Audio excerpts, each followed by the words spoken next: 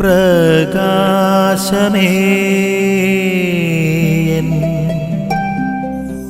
മിഴി തുറക്കുക വേഗം. ഈശോ മിശിഹായിലേറെ പ്രിയപ്പെട്ടവരെ, തൻ്റെ കുറവുകളെ കുറിച്ചുള്ള തിരിച്ചറിവ് പൊതുവെ മനുഷ്യർക്കില്ലാത്തൊരു കാലഘട്ടത്തിലാണ് നമ്മൾ ജീവിക്കുക.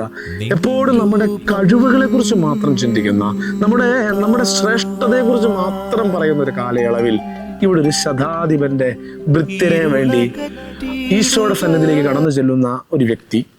അവൻ പറയുകയാണോ, ശതാധിപന്റെ ഭൃത്യൻ അവൻ മരിക്കാൻ പോവുകയാണെന്നൊക്കെ പറഞ്ഞുകൊണ്ട് ഈശോയുടെ അടുത്തേക്ക് ചെല്ലുന്നുണ്ടെങ്കിലും ഈശോ അവന്റെ വീട്ടിലേക്ക്, ശതാധിപന്റെ വീട്ടിലേക്ക് ചെല്ലുന്ന സമയത്ത് ഈ ശതാധിപൻ വഴി വെച്ച് പറയുന്ന, കർത്താവെ, അങ്ങന്റെ ഭവനത്തിൽ പ്രവേശിക്കാൻ പോലും ഞാൻ യോഗ്യനല്ല എന്ന് പറയും. തൻ്റെ കുറവുകളെ ഏറ്റു പറയുന്ന ഒരു ശതാധിപന്റെ വൃത്തിന് സൗഖ്യം നൽകുന്ന ഈശോ.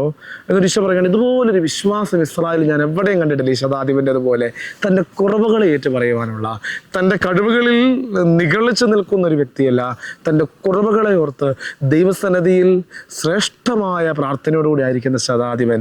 നമുക്കും പ്രാർത്ഥിക്കാം. നമുക്ക് ദൈവം ഒത്തിരി കഴിവുകളും ദാനങ്ങളും ഒക്കെ നൽകിയിട്ടുണ്ടെങ്കിലും നമ്മുടെ കുറവുകളെ കുറിച്ചുള്ള ഒരു ബോധ്യം, കുറവുകൾ തന്നെ ഇങ്ങനെ അടയിരിക്കണമെന്നല്ല, അതേസമയം നമ്മുടെ കുറവുകളെ ഏറ്റു പറഞ്ഞുകൊണ്ട് കർത്താവിൻ്റെ സന്നിധിയിൽ എളിമപ്പെടുവാനുള്ള കൃപ ഈ ശതാധിപനെ പോലെ ഞങ്ങൾക്ക് നൽകണമേ എന്ന് നമുക്ക് ആത്മാർത്ഥമായി പ്രാർത്ഥിക്കാം. ആമേൻ.